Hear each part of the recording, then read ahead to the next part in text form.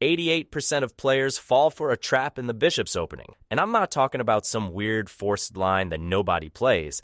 I'm talking about natural, logical moves, the kind of moves your opponent actually wants to play. By the end of this video, you're going to know exactly how to trap your opponent's queen in just a few moves using the bishop's opening. And the worst part, they won't see it coming until it's too late. So yeah, no messing around. I'm Philip. Let's jump right in. The bishop's opening starts with e4, e5, and then you develop your bishop to c4, aiming straight down the diagonal that targets the f7 square, which is one of the most vulnerable spots in black's position.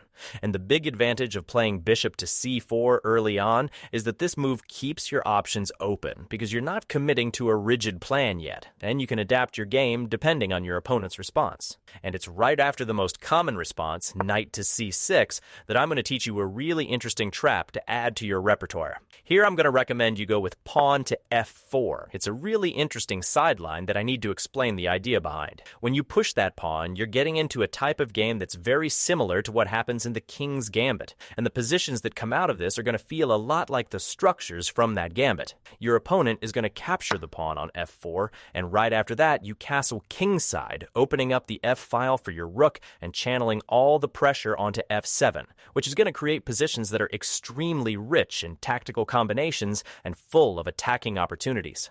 At this point, the most natural reaction would be to think that the correct move is knight to f3, specifically to prevent the threat of queen to h4. But that's not quite how the position works, and understanding why is key. The move that's really worth playing is d4, grabbing the center and gaining space in a much more active way. As Capablanca always emphasized, controlling the central squares is essential for any attack to work. And from this move on, your opponent basically has three possible ways to go. The first one is queen to h4, which hides a pretty dangerous trap, where you end up winning your opponent's queen. The second one is knight to f6, which is a more natural and solid developing move. And the third one is d6, a more restrained response that tries to hold the structure together for longer without committing. Before we reveal the trap involving queen to h4, let's quickly understand what happens when your opponent goes with d6, because that helps you see more clearly why the d4 push works so well in this position. If he goes with d6, he's taken on an extremely passive position, and Capablanca actually points to this type of move as a violation of opening principles,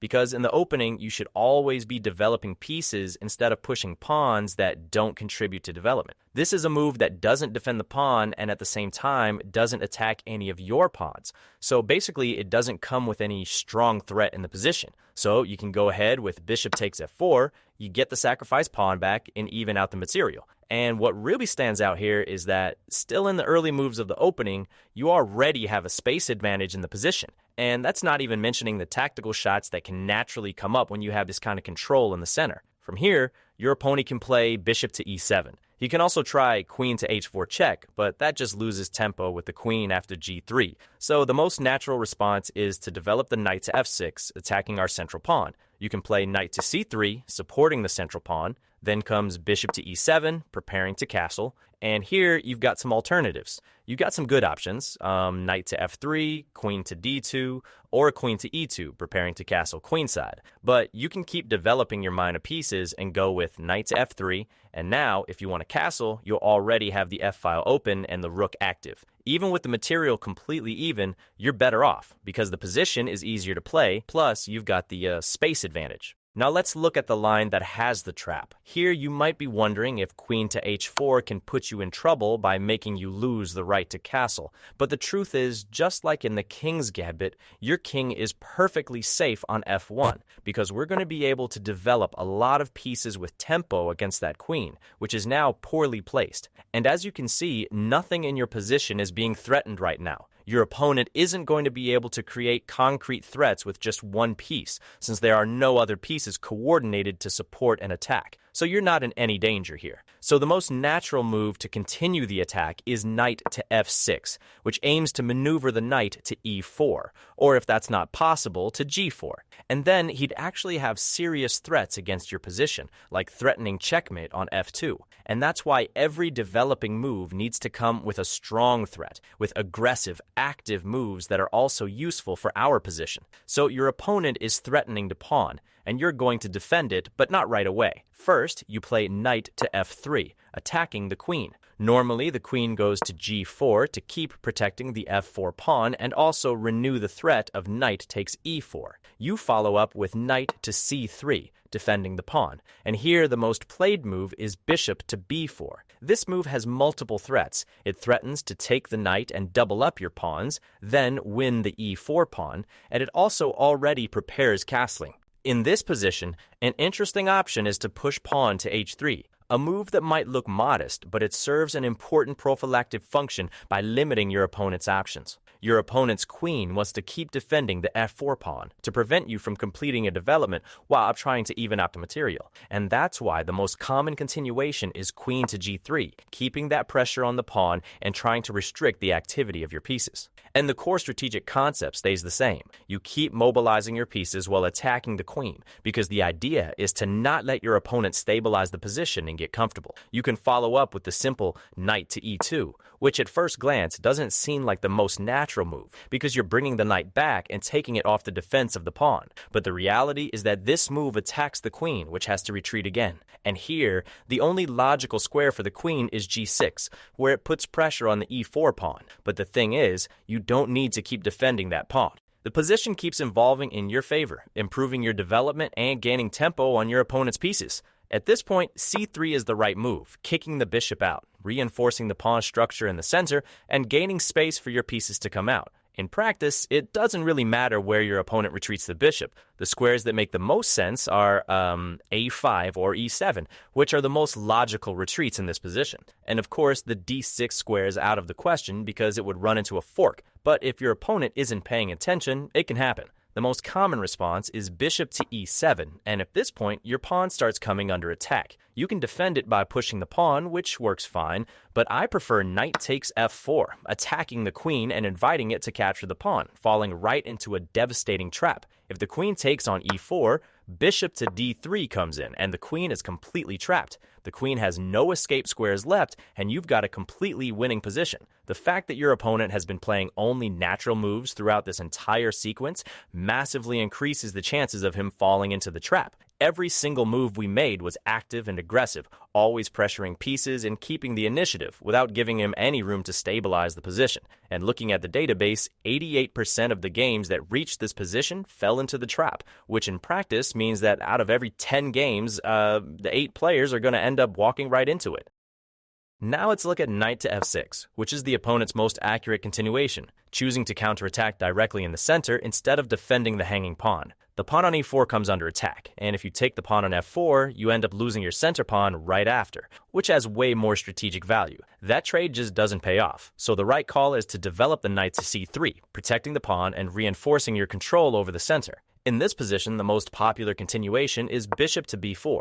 The opponent is looking to pin your knight, restricting its mobility and hoping to push you into advancing the e5, which would create a weak square on e4 after the advance, allowing them to plant a knight on that square. A weak square, just as a reminder, is any point on the board that's lost its pawn protection, making it an ideal outpost for the opponent's pieces. Still, the whole idea of this opening is to play it exactly like a gambit, accepting a sack of the e4 pawn in exchange for rapid development and initiative. A natural sequence would be the simple knight to e2, and once the opponent takes the pawn in the center, you castle, securing your king and activating the rook on that semi-open file. So in this position, you've sacked 2 pawns, and at first glance it might look like you're down material, but here's what you need to understand. Look at how the position is so much easier to play for white than for black. You're putting pressure on f7, the f-file is completely under your control, your king is already safe, and all your pieces are developed and actively in the game, while your opponent is still trying to deal with the problems we created for them over the last few moves.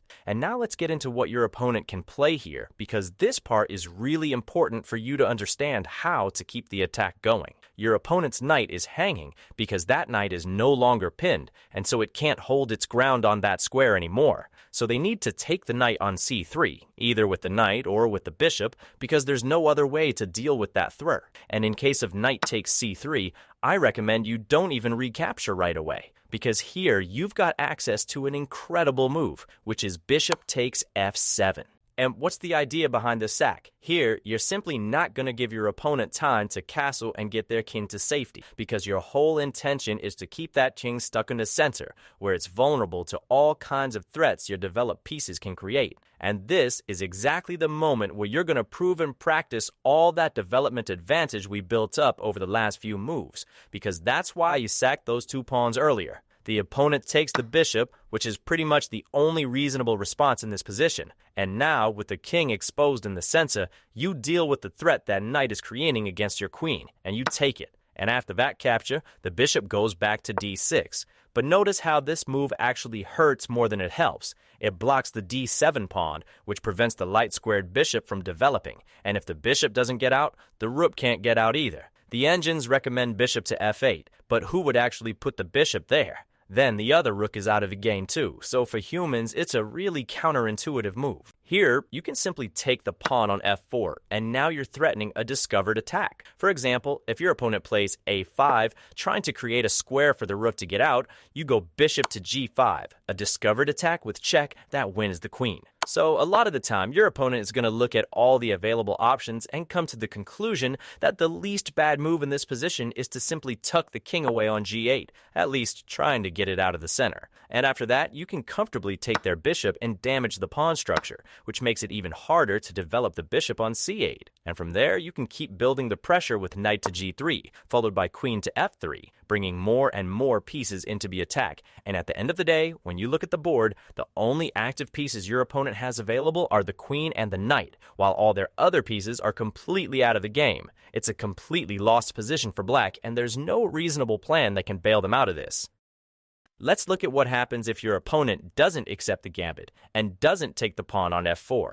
The most common move to decline is d6. You follow up with knight to f3, and with that, the game becomes a king's gambit declined, where the position is perfectly balanced. Your opponent can follow up with bishop to g4, and you simply tassel. Knight to f6 threatens the pawn, and you protect it with d3. You get a slight space advantage and the threat of eventually playing f5, but it's all equal. So playing this line has no risk at all. Worst case scenario, you get an equal position. Best case, you get a crushing advantage. If you like this line with f4, pay attention because it's just one of the weapons the bishop's opening hides.